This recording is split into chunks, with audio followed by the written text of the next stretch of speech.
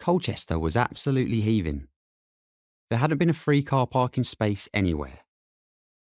By the time Mum and I had circled the town centre for 40 minutes trying to find a spot, stopped to let Gaston, our Bichon Frise, have a comfort stop against the wheel of a Range Rover and dash the half-mile back into town, we were well late for the auditions.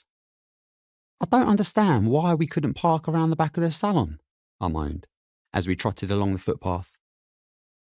Because a rough sleeper's set up his tent in my spot and I ain't moving him on so you can get your face on the telly, Tobias Lyngstad, Mum said. The day was a scorcher.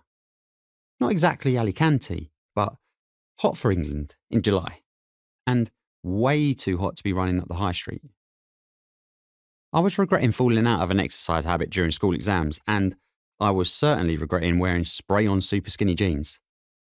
My thighs were on fire from the chafing, and a bead of sweat was racing down my back towards me bum crack with the single-minded determination of a teenage boy on a mission to lose his virginity.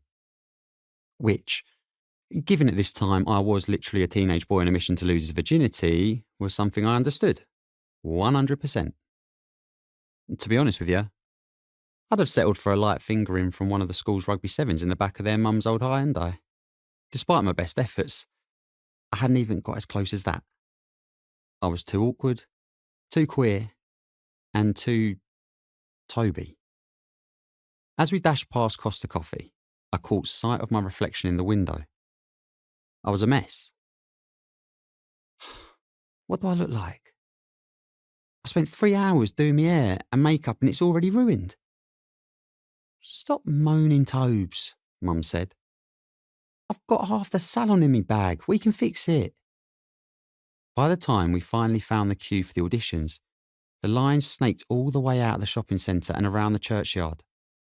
Half of Essex had shown up, scrambling for their chance at fame.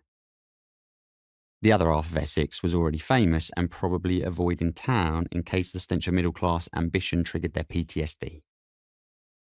A woman in a plaid shirt and a fit lad in a black leather jacket and with a guitar slung over his shoulder joined the end of the queue. Mum and I slipped in behind them. Is this the line for Make Me a Pop Star? Mum asked breathlessly. The woman turned to face us, her shoulder-length brown hair catching the breeze. I sure hope so, she said in a thick Irish accent. She flicked a thumb towards the church. If we get to the front and discover I've queued for some bastard's funeral, I'd be fuming. Mum laughed, so hard she snorted.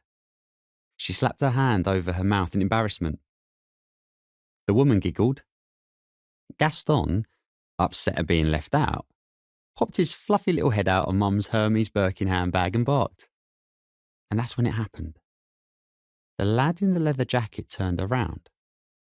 I remember it in slow motion, like he was in a hair care commercial.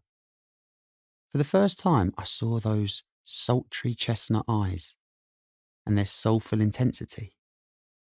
The lad was well fit. Dark olive skin, a strong Roman nose, thick eyebrows, a voluminous, swoopy mop of raven hair, a strand of rock star fringe that fell across his face like he was Elvis or James Dean or pre-creepy Johnny Depp.